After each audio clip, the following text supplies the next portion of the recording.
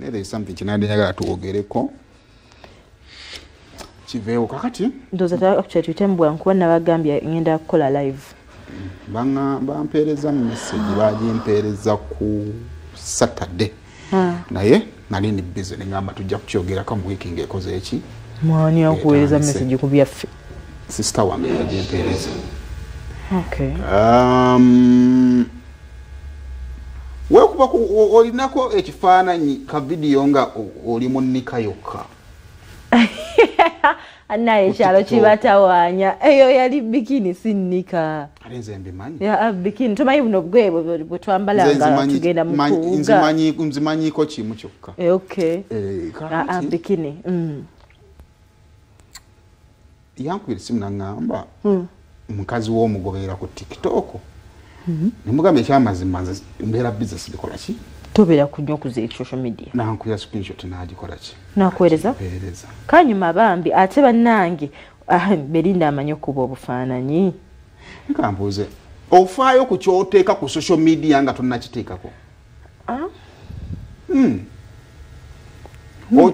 Okirowoozaako nti kino kyenteekayo abakira bagenda kitwala abatane gwebala nange ne gwembera ne bagenda kuntwala. Kati kino kijja kunze tosobola kubeera ku social media nga tofaayo ku kikyoteekako kubanga oba olina okunoonya filter ekutuulamu bw'oba bwekubya ekisiro ngamba omaze okukuba ekifaananyi ngamba omuntu akulaba anti kye ngamba nze olaba ku content gwe buli omu alina content we gwakola waliwo gw'osanga ku TikTok ng'azina buzinyi waliwo gw'osanga nga mufombi cooking with Louis nosanga nga mulala content we wakubalanguza bifo ozimbye maaso n'emabega Katonda wange omuntu omukulu otandika oti iyo ku nsi muno omuntu weeyambula otya n'okuba ekifaananyi ng'onozimba gatanye bw'otyo era nawe mba seeyambudde kati okay wengenda ku beach nsubira agendera mu kino ekiteteeyi ate ku beach wabayo bupozi olina okuwanika mu boats n'okola mots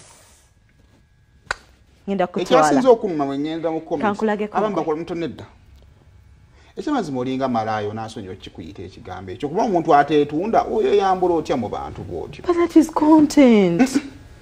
Bamwe ebintu ekicontent byebiki? My love. Kati obudde buno ekintu kyetu era gye tulimu ya social media. Kati kambuza abasajja abalaba ekifaananyi ekyo bajja mu inbox bakugamba batya? Nze sibaddamu by the way nsiddamu bantu ku obutabaddamu ngooza waki bajja bangi mu inbox yo? Anti okwenta ebifaananyi byange birungi. Oba oli mu kwetunda? Ate nali neetunzeewa. Era singa nali neetunda singa ondaba wano ekiro nga mpiseemu ninze seetundangako. Bannaye nze mpulira si kyabuvunaanyizibwa omuntu omukulu ng'olina n'omuntu ewaka okweyambulira ku mutimbagano ng'owooza nti omutimbagano content. Ekyamazima content n'obulamu obwa bulijjo bakwatagana bali omuntu omuntu osaa kwawula bulamu bwa content na bulamu bwa social media na bulamu bwo.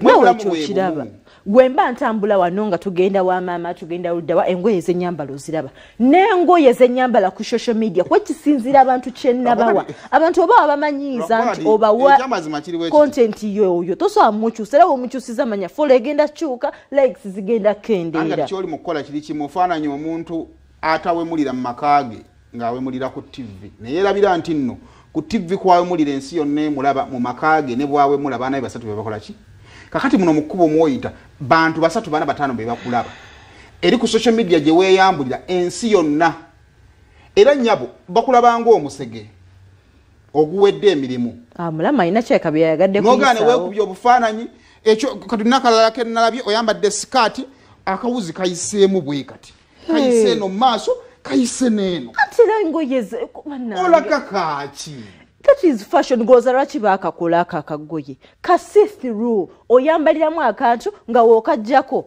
kiba kimala bumazi bw'oba okataddeko era oba olaba nga kwakulaba. I'm branding myself ngezaako kwebrandinga weyabayo omuntu newaba yagadde kulanga bugoye bwe butyo anoonya nze kati kali akebina adodde kati onyenya akabino onyenya akolimu bwoti content gwe tuwalabye challenge